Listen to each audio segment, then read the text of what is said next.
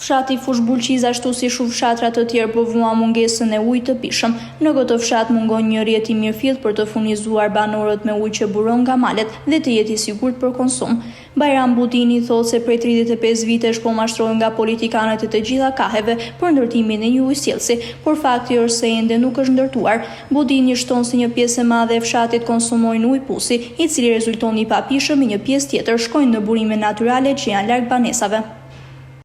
Për sa i përket ujit të pishëm, u bën nga 30 vjet, shish në vitin 92 që nuk kemi.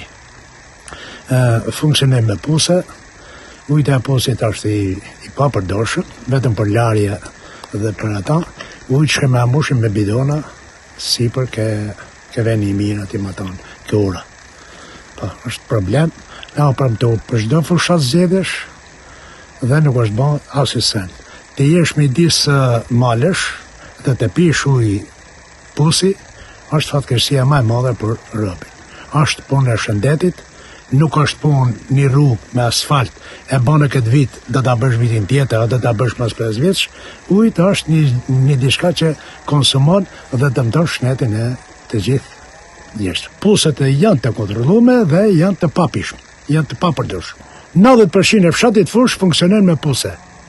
Edhe ujit e Kaculi, që është bëj investim miliona lek, nga shish në vitin 2001, a kupton, edhe ato vetëm një pjesë e shtëpive që janë afër zallit që furnizohen me ujë. Sami Gjimi thotë se jo vetëm për ujin e pishëm janë mashtuar, por edhe për investime të tjera. Sipas tij, në fushate elektorale të gjithë premtojnë investime, por sa vinë në pushtet, askush nuk kujtohet më për ta. 50 vjet.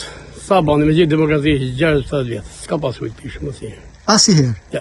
Vetëm burime natyrale? Po. O premtos gjithmonë.